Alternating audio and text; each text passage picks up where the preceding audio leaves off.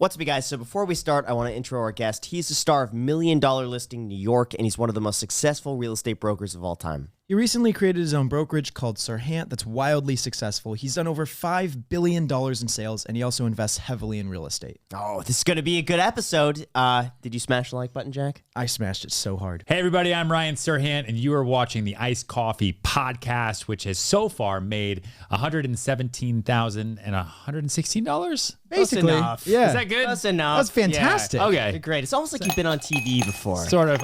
Sometimes I get the numbers mixed in my head, which when selling real estate is bad. But for this, it's close enough. Exactly. Well, thank you so much for coming all the way to Las Vegas. Flew all the way here for you. New York. Yeah. This is crazy. Now, what's really cool is that we did an episode together maybe almost 4 years ago. Yes. It's 4 years. Like, we hadn't even really started YouTube, I don't think. Like, maybe it was just at the beginning days. Just started. Right? We just started, and we were in LA. You were still like a real estate agent, right? Yep. You were working at the Oppenheim Group. Yeah, you're at the Oppenheim Selling Group. Sunset. Before. This is way before, though. Before Selling Sunset. You were in one of his houses, I think? Yeah. Right? Yeah, it was in Jason's house. Yeah. He And showed I was- up, and he was like working out, very into his fitness. That's right. And you had never met Jason Oppenheim before that day, had you? No. No.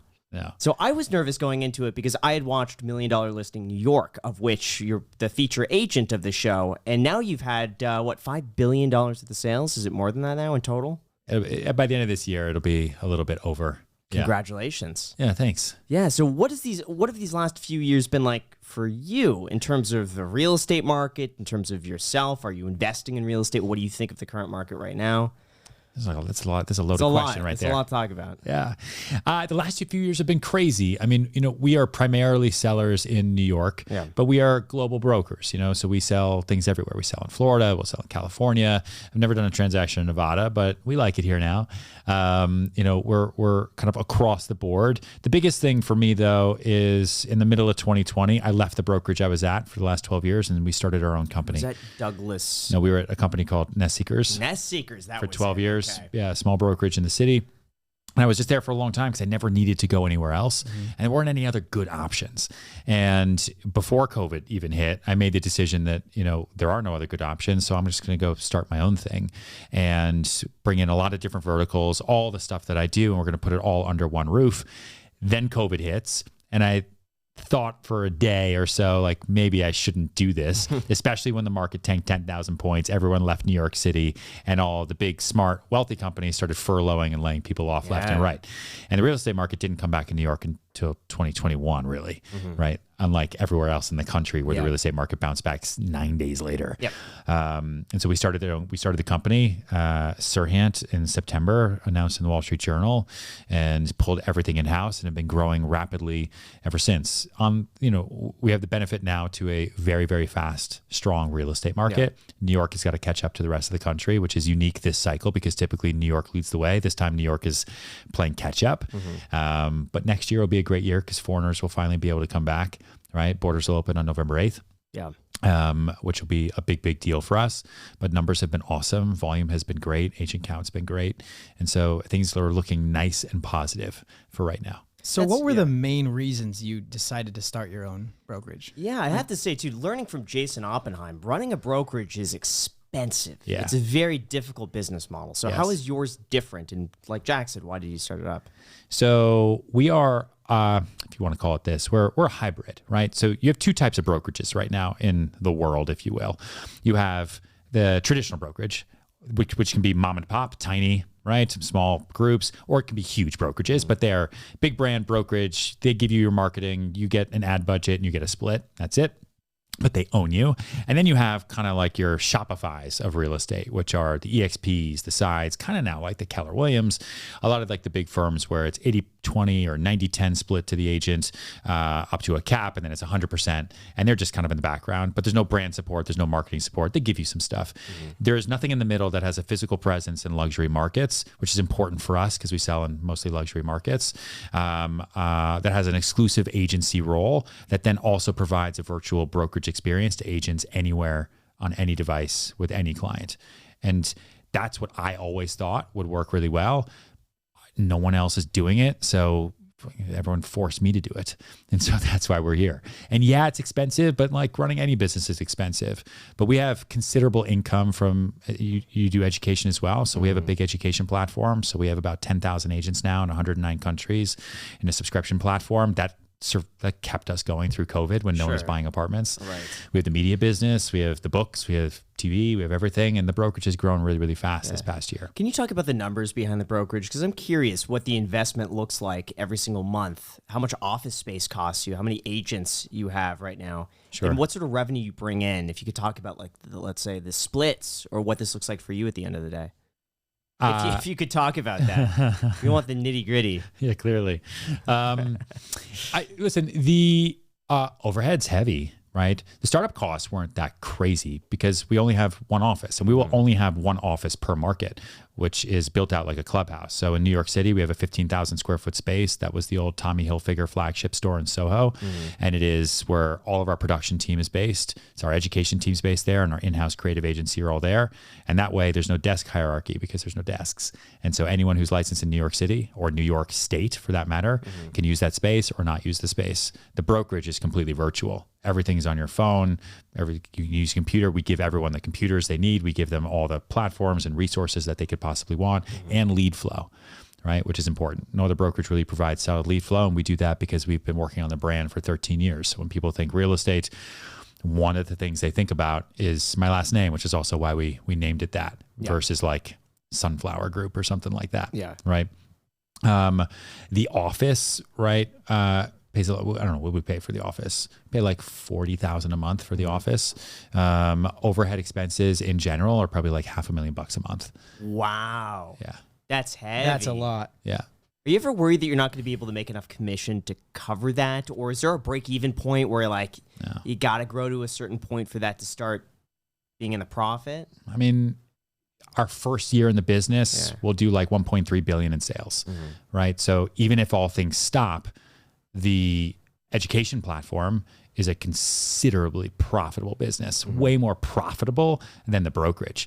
Like education is a profit margin of like 85%. Yeah. We carry it at about 50% because we just want it to grow, and we hire people, or they hire people. My team hires people like every week. It is unbelievable. I'm like, take your time. Let's go find, let's go that. But they really want to take advantage of the momentum while it's there. Yeah. And so that business does well. And if all real estate sales go away, for me, as I think about an entrepreneur diversifying income, real estate is my oak tree. Okay. One huge branch is real estate brokerage.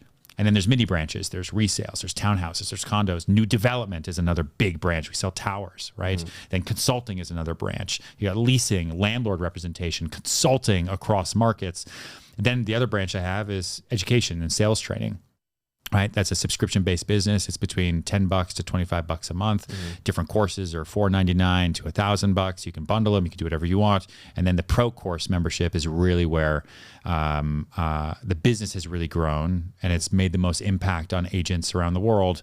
But it's also a big money driver because that's $10,000 to $25,000 per year for people to come in. And we have a whole coaching business and a whole mentorship program. And those people now, due to COVID, get to work wherever. They don't have to be in New York City now, right? Our head of that program is based in Denver. Yeah. So how big is your team when you reference them? Give us an idea. Depends. So we have 3 businesses. We have real estate, brokerage, right? We then have education, and then I've got media. So I've got studios. All combined on payroll, I have just under 50 people on pure payroll. And that doesn't include freelance contractors and everything. But when I talk about brokerage team, I don't know. I just divide that by 3. It's pretty evenly spread. Okay. Does that ever stress you out having so many different people relying on you? No, I need way more people. Oh my God. There's only so many, like, dude, like you realize as you start to build, people their slates get filled real fast. And so you realize, like, when you're small, everyone wears 1,000 hats because they almost have to, but you're also not producing as much as you do much later. And so then we get to a point where it's like, he only has time to do that one thing now because we do so much of it. So the other 9 things he was doing before, now I need 9 damn people to come in and do that if I want to continue to do them. And those are decisions that we have to make all the time. It doesn't stress me out to have the people because I'm a very big believer. Like if you build it, they will come. The more people I have, by default, we will sell more. We will do more business. We will make more money. Like I just know it. And it's always kind of proven that case. Like when I got my first car and driver way before I could ever even afford a car and driver in New York, I just did the math and made it real simple for myself and said, okay, this is what the car is going to cost. This is what insurance is going to cost. This is what average gas costs will be. Car wash once a month, let's say. And then a driver will cost this. What is that total? All right. After tax for me, how many homes do I need to sell in addition to what I do now to afford a car and a driver? All right. So I got to sell 3 more homes per year on average. Not that many. But what is that going to do to my time? How can I buy my minutes back so that I can be way more productive? So I'm not just selling 3 more apartments next year to afford the car and driver. Now I can sell 300 more. Yeah. Right. Because they go from home office to mobile office to office and back and back and back. But first, we have to thank our sponsor, Attitude. Guys, getting a good night of sleep is so important if you're trying to be productive, so you gotta make sure you have the right bedding to do so. And a lot of the bedding in the bedding aisle is actually made of cotton, which uses up a lot of water and is actually damaging to our planet. Attitude makes bed sheets made from 100% bamboo, and because of that, they save 500 times more water than cotton. And aside from being great for the planet, they are the comfiest, softest sheets I've ever used. Seriously, guys, I've been using Attitude sheets for about 2 months now, and you don't realize how nice it is to have good sheets until you have them. Revolutionize the way I sleep. And if you guys are on the fence about trying them, they have a 30-day money-back guarantee. So go ahead, try them out for 30 nights, and if you don't like it, you'll get a full refund, but I know you will. Right now, you can get 20% off your order plus free shipping by going to attitude.com/icedcoffee and enter promo code icedcoffee at checkout. That's attitude.com/icedcoffee for 20% off plus free shipping. Remember, guys, that's Attitude as an eco attitude. And with that said, let's get back to the podcast. So what other things have you outsourced? We outsource. That's a good question. I feel like I outsource a lot. I leverage everything that I do. So all day long, what I focus on, brand, sales. That is it. You know, I don't do anything else. Everything else I have done by other people, really. We outsource, you know, coaching on the education side.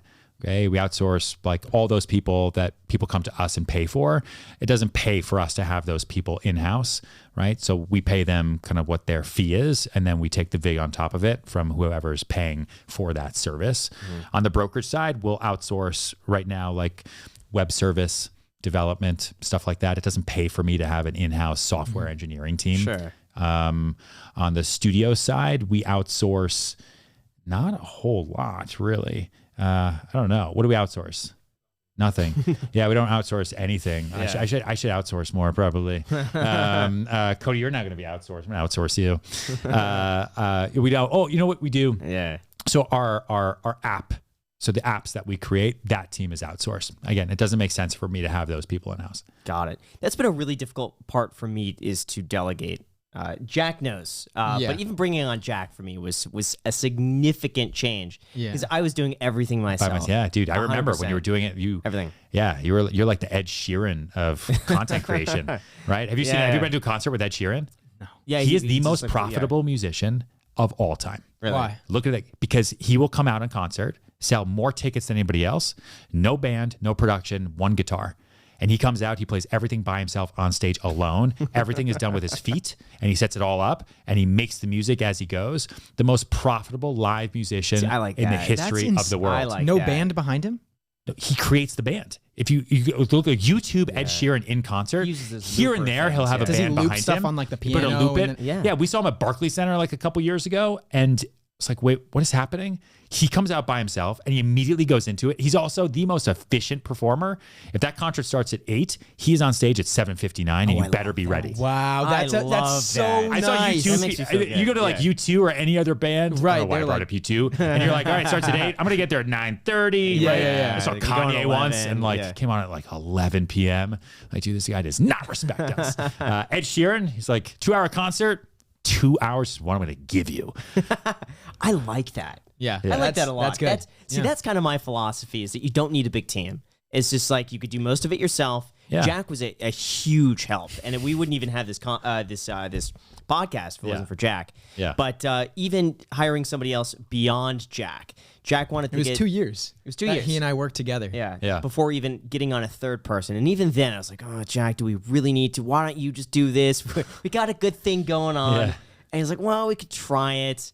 But I don't know. I'm not finding myself that much more productive with another person. I'm worried about just creating busy work. Yes. Like you hire another person, but you only get 2% more done. Sure. Versus just doing it yourself. Yeah. Yeah. So we definitely don't hire for busy work. We hire for specific tasks that bandwidth does not allow us to do in-house anymore. So like, what are those tasks? Like I was saying, like Adrian can only do so much on our studio side. Cody can only do so much, and he might die soon because we really overwork him. And actually, wait, Cody, we just hired somebody else for you. What, yesterday? Yeah, literally yesterday. He joins Monday. Yeah, from Food Network. Okay. Someone else, so we're really beefing up that team. Cody's super excited because it's just the work. But we definitely don't hire just to hire. If I did that, I would have like 200 people on staff. And we do not, right? We keep it as efficient as we possibly can. Sure. And like my head of new development is also like our acting COO. And she's also our acting sales manager. You know what I mean? Like we put that all together until we can grow comfortably. Yeah. I'm really curious how you balance everything because you have a family. And how many kids do you have? You have a wife and is it one? I'm pretty sure I only have one. One child. Yeah. That you know of. Yeah. Could be more though. Yep. It is incredibly difficult. Like I'm not there now, Right. I'm here. I'm spending time with you, not spending time with my 2-year-old daughter. That's a conversation that I have all the time. Like what is most important? What will be most important in the future? But I'm a big believer, and I think we even talked about this last time, like I really believe in manifestation and the power of positive energy. And like what I put out there today is where I want to be 2 years from now. And if I don't put it out there now and act that way, then it's never going to happen, or I'm just gambling with my time. Sure. And time is our greatest asset. So why the fuck would I gamble? Right? Why would I? So like, I'd rather put it all on the table today because I'm 37. How old are you? 31. 31. Yeah. How old are you? 23. Get out. Just kidding. The Jack, like you have to get out. Right? yeah. I'm so sorry. Like you do as much as you can while you have the opportunity to do it. Like I used to work 7 days a week every single day. Saturdays were my office days. Sundays were open house and running around. My relationship time with my girlfriend, who's now my wife, or anybody else before, were evenings. I would never take weekends. Rarely. My first 3 years in the real estate business, I didn't take a single day off. Now Saturdays are dadder days, and with the baby, and I want to be. And it's awesome. And then other times I have to FaceTime with her. 2 nights a week. My deal is that I'm home, very structured. So 2 nights a week, I'm home to put the baby to bed if she allows me to, but at least I see her before she goes to bed. And that's Monday through Friday. We structure that on Sundays. What are my 2 nights? Saturdays are dadder days. 1 night a week, if we can, is a date night.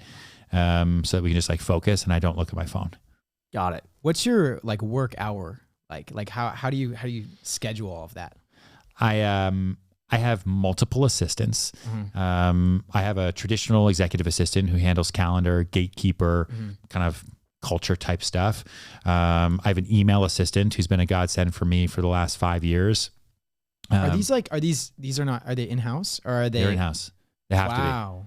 Dude, I get 1,000. Yeah, but an email assistant, I mean, you could outsource that to a different country. No, not to. I could outsource admin tasks, but someone who can think like me, write like me, talk like me, understand my deal flow. Okay, that makes sense. Right? So like he sits there. I mean, I get 1,000 emails a day that are not spam.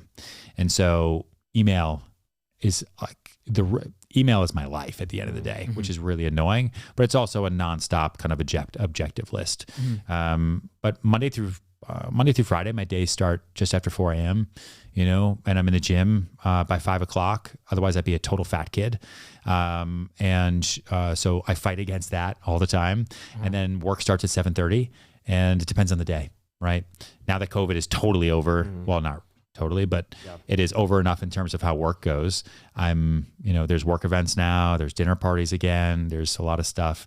I kind of miss COVID, to be honest. I don't know if we're say that.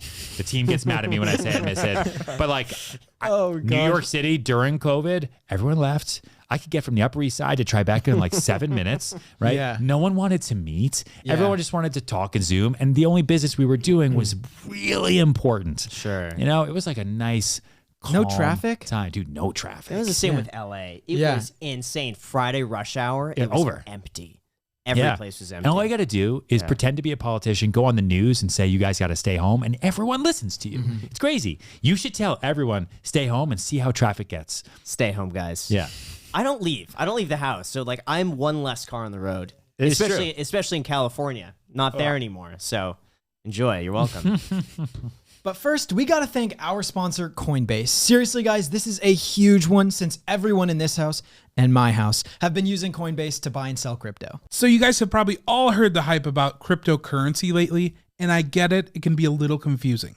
You might have questions like, where do I buy? How do I buy? Or what is cryptocurrency? Well, fortunately, we are lucky to announce that this episode's sponsor, Coinbase, solves all of that. Coinbase offers a trusted and easy-to-use platform for buying, selling, and spending cryptocurrencies, and they support the most popular digital currencies on the market and make them accessible to you. And they also have a mobile app with learning resources so you can learn, trade securely, and manage all of your portfolio in one place. And millions of people in over 100 different countries trust Coinbase with their digital assets. Whether you're new and looking for a way to diversify your portfolio, or you're just looking for an easier and better way to buy and sell crypto, try Coinbase today. For a limited time, new users can get $10 in free Bitcoin by signing up at coinbase.com/ICH. How much free Bitcoin, Jack? Dude, $10? $10 in free Bitcoin, coinbase.com/ICH. Guys, this offer is for a limited time only, so be sure to check it out today. And thank you so much, Coinbase, for sponsoring this episode, and Back to the podcast. Yep. But it's all fun. Yeah, like sure. I learned early on, like I'm like you, I wanted to do everything by myself and manage everything alone. But I had to make the determination of like, do I want to control everything and have it be absolutely perfect, or do I want to grow? And I could be the single greatest basketball player, but I will never win the game because I need other players with me. Like LeBron's awesome, but he also needs the other guys around him. Otherwise, he would never win. Also, he would never be in the But what NBA. about the Ed Sheeran example, where it's like he's winning? Sure. He's the LeBron James, like by himself. Correct. What well, about I'm his sure he example? doesn't produce his own music when he's in, He the could. studio and Listen, stuff like I'm that. sure he Like, has he has rappers doing his he has a own team music. I'm behind sure him. he definitely has people. Yeah. But it's also, again, it's a different act. Sure. Like you have a different act from everybody else. Like we all have our different stories to write, Mine requires more people. Yours, thankfully, doesn't. It depends on what you want to do. We were just with Supercar Blondie, Alex Hershey. Oh, no way. Cool. Right. Yeah. So she was in the office in New York, and she has a massive platform and following, crushes it on Facebook. It's insane. I know. Dude. She's growing on Facebook a lot. She went hard on Facebook when people were like, Facebook's for old people. And she's like, okay, I'm going to show you all the cool cars. Anyway, like she is, she was like, well, how much do you pay for this office? That's really cool because we're looking for one in Dubai, because we're growing. I'm like, oh, growing. So how many people do you have working for you? She's like, oh, in the next year we'll have like 250. It's like 200 and what do they do? Yeah. It's like she's like, well, I have me and then there's all the other people. And then we have like all these people per platform.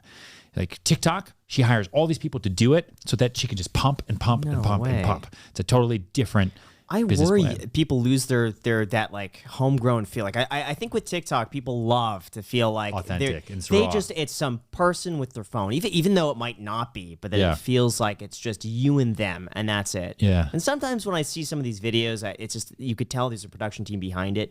It doesn't have that same connection. Dude, she gave me advice, and I've told the studio's team as well, and it's something that we wrestle with. I asked her, I was like, listen, okay, you have a huge platform, right, that you started through social.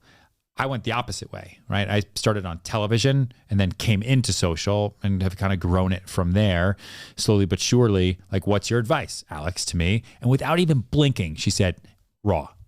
She's like, stop producing. Yeah. If people like see clean lighting and this, that, they're going to think that you're automatically selling them something. Just go raw. Go raw, hold a phone, make it shaky, show bad lighting. And I was like, really? And so we're still wrestling with that advice. I but would it's do it. unique advice. 100% I would do it. That's why Ty Lopez did so well in the very beginning, because it was just him and his phone. Yeah. And there wasn't a huge crew behind like what he was doing. I've seen some of his videos and he literally just sets up his iPhone. Yeah. And that's it. And like the People audio's think they're kinda one-on-one with quality. you. Yeah, it's Casey Neistat, but right? you know It what? works. It worked. Yeah. It really worked for him. Even Dobrik, I mean, it's like, these guys kind of running around, running and gunning. We've been with Logan Paul while he's been vlogging, and it's like, grab the camera, run around, know? So it's, and I don't know, but you also have to determine, like, what is the story you're trying to tell? Sure. What is your market? What's your thing? Like, what are you putting out there? Like, I can't iPhone a $20 million property tour, unfortunately. The seller would not use me, But why wouldn't they trust you to do that? I think you have good judgment so far. You have a good track record. Why wouldn't they say, okay, you know what? We're going to trust you to go through with an iPhone in this house. I think they'd say, sure, do that. Also please do a full production, because the iPhone's not going to show the lighting the best. It's not going to do the sound the best. Right. We want a full on beautiful, video tour. Yeah. Speaking of which, I want your opinion on producer Michael and The One. Did you see that video? Yeah. The $500 million house? Yeah, we tried to get up there. It's a little bit in some banking problems. Right. Yeah. We actually did the house on Soma 2 days ago on the market for just under 70 million. That's like, you can like touch The One. It's like right above there. Yeah. House is crazy. Yeah. Totally insane. What are your thoughts about the developer going so crazy with both the expense, the attention to detail? Listen, real estate sales is all in the timing, and you can never predict it, right? Like Bel Air Road, right? We did that property tour. It was $188 million. Okay. Fawaz from Saudi Arabia came through, and he paid $94 million for it. And it was fully done with the cars, with the candy, all that stuff. But he wanted something fully finished. But the house also sat on the market for a long time and was chopped in price over and over and over. But then in Palm Beach in February, right, Lawrence Mowens and his builder crew years ago paid a huge amount of money for a plot of land at 535 North County on the ocean to build a massive spec mansion, all things included, in like Palm Beach, which is only for old people, right? That's never going to work. They finished the house, they TCO, basically at the end of 2020, they put it on the market, fully finished at the beginning of January for $140 million, which is an insane price that no one would ever pay in Palm Beach. I bring a buyer down from New York on Thursday, and we bought it the next day on Friday. And it was the biggest home sale ever in the state of Florida, and was done in February. And so you could say to them, like, oh, see, good timing. But we also bought that deal because it was fully finished. Didn't even have to think about it. Right. Everything they put into it, it just was all in the timing. Wouldn't have been a year ago, and might not happen a year from now, right? After kind of the COVID, buying season ends, I have no idea where things go. Yeah. So I don't know, but it's a total gamble. Total gamble. Yeah. That was unfortunate because for those that aren't aware, this is what they called like the most expensive house in the urban world, basically. $500 million in Bel Air. This guy started the project 10 years ago. Takes forever. He bought the plot of land. I think it was like 10 million. Or it was some really low price for this old, decrepit house that kind of looked like an old warehouse building on top of this parcel of land. Yeah. Spent 10 years building it. And I think he's probably into it about, $160 million. Yeah. And the banks are knocking at the door because they want their money in the houses. It's been a long time. Yeah. I mean, listen, look, but at the same time, look at Billionaire Row in New York City. Look at Extel, Gary Barnett, like 157 West 57, still not sold out.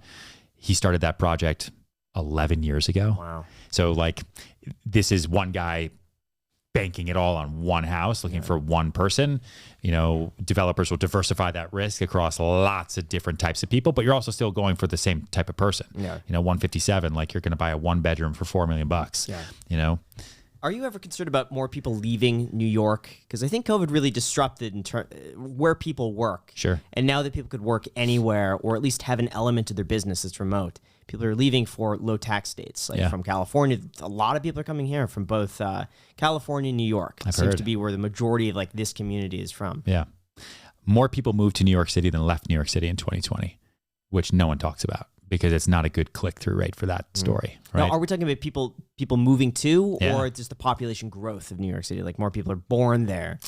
That's a good question. Yeah. I don't think it's population growth. I definitely don't think as many people were born in New York in 2020 than there were the year before.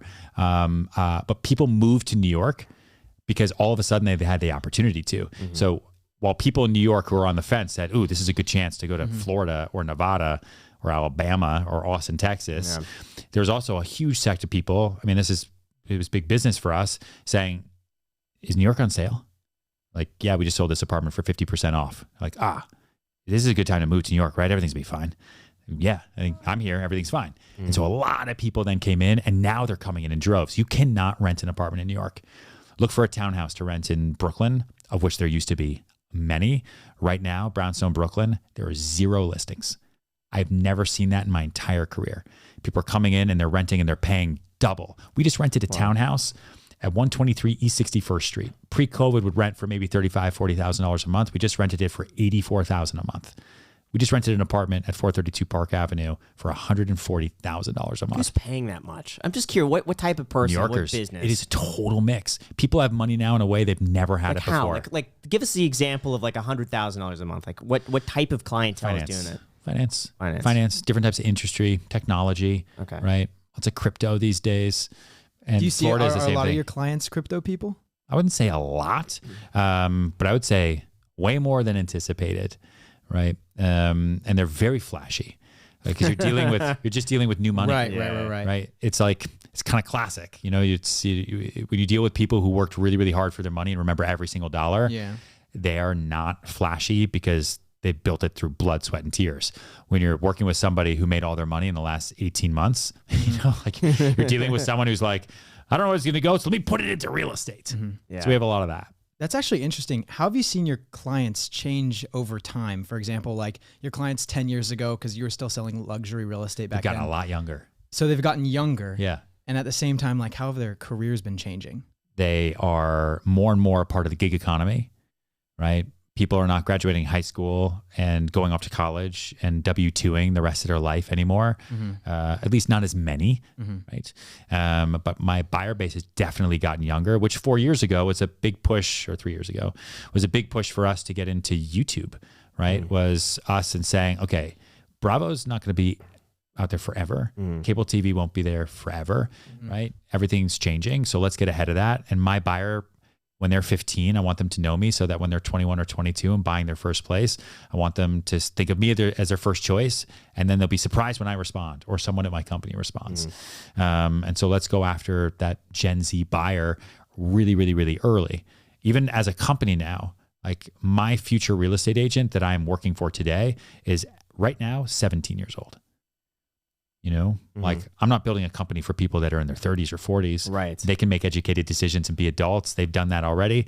I'm building a company for people that have either been watching my content since they were 12. That's true, yeah. Right. Or they're currently 15 and they're thinking about what their life is going to be like and what they want to do. And maybe they don't want to be doctors or lawyers or accountants. You know, maybe they do want to go and take control of their own life and sell something. It doesn't even have to be real estate. And that's why they bought Shiba Inu. Yeah. Now available for public down below in the description. No, I'm kidding. But no, I feel the same way. I've even noticed in the whole finance space on YouTube, 4 years ago, it was really predominantly stocks. And you would go in and be like, oh, this stock went up. It was Tesla stock a few years ago. That would be the biggest on clicks. It's like, what did Tesla stock do? Yeah. But now, people care less and less about the stock market and more about crypto. And I've noticed that a lot of this is shifting. Nobody cares what the stock market's doing anymore. It's like, what is the cryptocurrency market doing? Sure. Nobody cares about Tesla. It's like, what's the latest NFT? Yeah. What did Dogecoin just do today? It's wild to see this evolve. And then also see that, like, now I'm the old fart when it comes to, where, like, I'm trying to understand. I don't get NFTs at all. I truly don't understand. I'm trying to learn. But meanwhile, like, the channels that are kind of blowing up now, both on TikTok and YouTube, are like these, like, 19-year-olds who are like, I bought this Bored Ape NFT in this yacht club and this thing. And it's like, I don't get it. Yeah. But that's where the audience, I think, is beginning to shift. Yeah. So it's very cool to see. It's trading clout, right? It's trading baseball cards. It's and it's on your phone, right? And it's gamified now. So like, how do you gamify finance? You make it animated. And so that's what NFTs are, right? And so for a younger audience who especially are playing with play money, who've been used to using play money that has been totally fake, right? Or real money through like the PlayStation store or through their parents' credit card their whole life. If they put money into cryptocurrency when it was a joke and now they have real money, or at least that's what it looks like on their phone, and they're transferring it over to Robinhood or they're using Coinbase, like they can now become, you know, active quote unquote traders all day long. I'm curious, do you own cryptocurrency? Yeah. What do you own? I own Bitcoin, I own Ethereum, I own a few other random things. I don't pay attention to it as much, but it's been interesting to play with. Any Dogecoin? I have some Dogecoin. Not a There lot. we go. How We much? did it. How We much? did it. It's He a said small it. amount. I bought like $5,000 worth of Dogecoin. That's Like, when? This is the answer. Yeah, This because is this it. is crucial. no, like at the beginning of the year. Like, yeah, it's not. The beginning of the year would be really good. Then, That would be wouldn't it? fantastic. You must be doing well at Dogecoin. Dogecoin is fine for me. Yeah. It's not where it should be though. But also, it was $5,000. Like it was just sort of like let's have some exposure. Oh, that's see. I told Graham to get into man. Dogecoin on a Yeah. podcast because I told him I put some money in. Yeah. I put in $100, and Graham's like, you know what? I'll throw in $1,000. You guess what? This is when it was a third of a penny. Yeah, which for him it's nothing, right? And what would it have been at At the peak, Yeah. $150,000. And it was Yeah. From a $1,000. $1,000 investment made as a joke on the podcast. It's betting. So I was just talking to my guy Wall Street Bets, and We had him on the Yeah, podcast we had him literally yesterday. oh really? Yesterday Yeah. morning. Dude, Yeah. such a cool guy to talk to. Yeah. He's been He's around but he's also like so real and authentic. Yeah. You know, and but it's what it is. Like people like to gamble. They like to bet. And if it doesn't feel like it's your money because you just got it yesterday and you didn't have to go and like dig a ditch to get your hourly wage and it's just sort of showing up, sure, I'll bet it on something else. Why not? Yeah. But it's been nuts. The wealth creation, as you talk about all the time, you know, in your content, like in the last 2 years has been insane. Like what Elon Musk is about to be worth $300 billion Yeah. First ever in for $300 world billion. history Yeah. off of one company and one stock. Yeah. Well, I think they're also valuing SpaceX. Sure. So but could like, be, but one kind It's of umbrella. basically- yeah, right. The umbrella, like the guy, you know, it's crazy. Yeah. So what consists of your portfolio? Do you have some cryptocurrency? Like what percentage of crypto are you in overall? Is it like Okay. 5%, 10%? I don't know. Do you do it all yourself, or no. do you handle it? Or No. I know what I'm good at. I know what I'm not good at. Yeah. And I don't want to be, I would be too stressed out. If I'm sitting there like watching my stock portfolio go up and down, I just have, I just put money with, I've got a good wealth advisor team that I've worked with for a while. Give them money and I'm like, don't lose it. And they Do you know where your money's invested? kind of, but not really. Okay. Yeah. Well, if you ever want a second opinion, Oh, I would because love, it would be good just, to double check. Yeah, sure. Just in the event, I would love yeah. to see where it is. Because if you're telling them just don't lose my money, I'm worried it might Yeah, be they too could be doing safe. bonds and stuff like Yeah. that. No, CDs. they don't. It's not too. Sometimes I wish it was safer. Than what Safer? it does. Yeah, like I don't know. They take enough risk, from what I can tell. Okay. But I'm also not 1,000%. It's where we sell a significant amount of real estate, right? And the businesses are where all of my focus is. And then I have guys that invest money and make money on So it. what do you know what your like percentage returns are annually? Because if you do, then we'd be able to basically understand how much risk. I have no idea. I was not prepared for these questions. Oh, that's fine. That's I totally just fine. showed up Yeah, as yeah, Vegas. no, of course. I just showed I don't up know, here. but I had they're no good clue. return. I mean, I think they've been great returns so far. All right. Yeah. And do you have just a set amount that goes in every single month, or how do you structure that portion of your portfolio? Depends. A couple years ago, I would like, I almost viewed it as like my savings account. All right, you guys are going to figure out where you're going to invest money, and then every month it's either going to be a percentage of earnings or it's going to be kind of a set fee, right? Or it's not set fee, but like a set dollar amount, right? And so that way you're always saying, okay, I'm going to put this away and away and away over and over, which a lot of people have done with Bitcoin too, right? Where they've just said, I can't time it, so I'm going to put $100 a week, right? Or $1,000 a month, something like that. But I think like when I first really got started years and years ago, it was like, all right, $100,000 a month. Like I'm going to put that in, invest it. That way I don't spend it. Yeah. And then as business grows, the dollar amount gets a lot higher. Do you base that on a percentage of your income that month, or is it used just a to. set amount? At one point it was like 10%. And then sometimes it was a little bit more. And then sometimes less real estate sales and you want to put more back into the business. Yeah. Because I work for myself, right? And so it's like, am I going to invest this or am I going to hire 10 more people? That's always the dilemma that I have to go in as an entrepreneur. Do I put this into the stock market where I'm not going to see it and hopefully it gives me a return? I put my money to work because that's what I'm supposed to do. Or do I build out this new department and this new vision? Or do I take the money I earn, put it over here and invest it, and then go get a loan because interest rates are really low? Or do I do a pledge asset line through Charles Schwab and get a really, really low interest rate and just borrow cheap money and then grow that way? Like there's just lots of different options and there's just lots of money out there. How do you balance that between real estate in terms of where you invest your money? I invest heavily back into our business. Okay. I believe in the business really, really really strongly. And I think we can grow it to be something that's incredibly huge. And it's been 13 months and so far so good. So far, like I own a lot of real estate, but it's not, I only own real estate because I see good deals. I'm like, I don't want someone else to buy that, so I'll just do it. Yeah. You know? How many good deals do you see these days now? Because I've kind of New York? stopped. Yeah. Yeah. In New York, there's still good deals. You think so? Yeah. Yeah. New York will always have inventory. Like there's still 10,000 apartments on the market. It's a lot. But for quality inventory, it's getting less and less and less. Just depending on where you want to go. Like if you want to buy, like I was talking about townhouses in Brooklyn. Like if you want to buy a townhouse in Park Slope, Godspeed.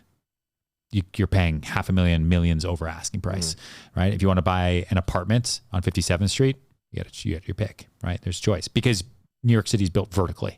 Yep. So like here, you got to build out a whole new gated neighborhood, which by the way, how do I get back to the Strip from here? Just go straight down the street. It's easy. On my feet? No, wait. Can you call an Uber here? Yes. When Uber show up? Oh, absolutely. Dude, because we were in other neighborhoods and Uber's like, wouldn't come. I could drive you. Because I'm leaving immediately after this. Oh, really? Yeah, yep. If you don't mind driving with Jack, he's a bit of a slow driver, but he'll get you there in one piece. Have you ever ridden in a Lamborghini Urus before? Is that what you drive? No, I drive a Lexus. I was just curious. Okay. No, it was a Rolls Royce Cullinan. Yeah, exactly. The new Maybach, it bounces. I feel like, man, your podcast is crushing it. Yeah.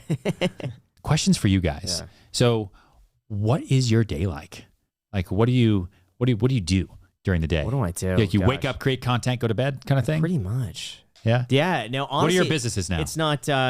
Well, it's 5 channels. Yeah. So I have my main channel, the Graham Stephan Show, the Iced Coffee Hour, the Stefamily, and Millennial Money. Iced Coffee Hour clips. Oh, and the Iced Link Coffee down below. The 6 channels. Yeah. So what was the 4th one? Something family? What? Stefamily. It's like a vlog channel with like him, me, Macy, Alex, the assistant. Yeah. Got it. So you have 6 channels, and you're creating content for all 6 channels every day. Yes. Yeah. So there are 9 videos posted. Well, if we're not counting the clips channel, I think it's 8 or 9 videos posted every single week. And I've been doing that consistently for, well, probably 9 a week for almost a year, but 7 a week for 2.5 years. Who creates most of the content for you? Like, who's filming most of it? I film everything. You film everything? Yeah. Even the Stefamily stuff? No, Alex films. So basically, the Stefamily, we started because we wanted to just monetize everything. Sure. So we were thinking, well, if I'm busy working, how can I make more money? So I could film myself working.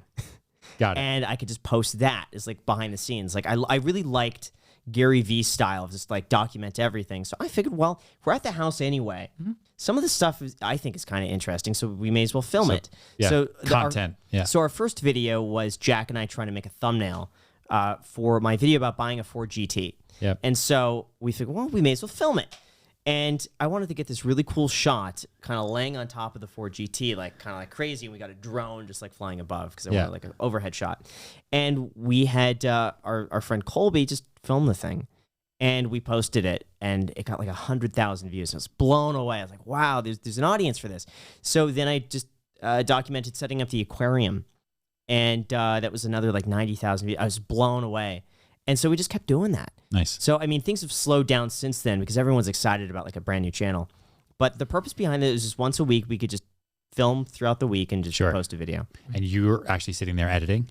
No. Alex edits, and then I go in and I do a revision, and then usually I'll make a few edits on top of that, and then we show Graham, and then or we just post it. Yeah, I edit all the main channel videos. So everything you see on Graham Stephan, that's me. Got it. The Graham Stephan Show, that's 3 times a week. That's Jack who edits those videos. Okay. Stefamily is Alex. How do you? Alex. Yeah. Got it. How do you determine what you're going to talk about every week on terrible. your 2 main It's so bad. channels?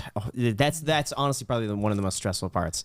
If I knew, if I had a topic, I just woke up and a topic appeared at 6 a.m. every morning. Yeah. It'd be easy. Because then I'm like, okay, I'm just going to do that. Yeah. Once I have a direction. The hardest part is picking a direction, because if you pick the wrong video, all of your work is for nothing. And you throw off the algorithm. Yeah. So if I've usually noticed where if I have 2 bad performing videos in a row, the 3rd video suffers by like 30-40%. Like, it's really bad. YouTube just won't promote it. Right. Yeah. Because YouTube's like, well, okay, well, their audience isn't watching their videos now. They're getting fewer views twice in a row. That 3rd video, we're not going to recommend it as much because it's probably not good. Yeah. We're going to push somebody else instead. Bullshit. So I could only have 1 video at a time not perform well. And if I have that one video, then that's it's so stressful. It is, because then the next video has to hit. How do you know that it has to? Like, how do you determine what you're gonna do? It's hours. It's honestly, it's hours every single morning trying to figure out, like, I read everything on the news. I see everything on Reddit. I subscribe to like 50 different YouTube channels. I see what people are talking about. The biggest thing that I look at is the homepage of YouTube, because that's what's getting pushed to you. That's their algorithm suggesting content. So I look at the front page and I say, okay, well, This these is what's videos going on on now, yeah. Shiba Inu are getting a lot of views right now. So I'm gonna talk about maybe that. I should look into this. Wow, it's gone up in price a lot. Let me make a video about that, and I can share my opinion. Super smart. So it's stressful, but that's probably, Super smart. I could spend 5 hours a day. And even then, I'm usually texting Jack to get his idea, because sometimes I'll have this idea that I think is good, and I'll send it to Jack. He's like, no, it's not that interesting. But because you're so in it, you don't really realize that. Yeah.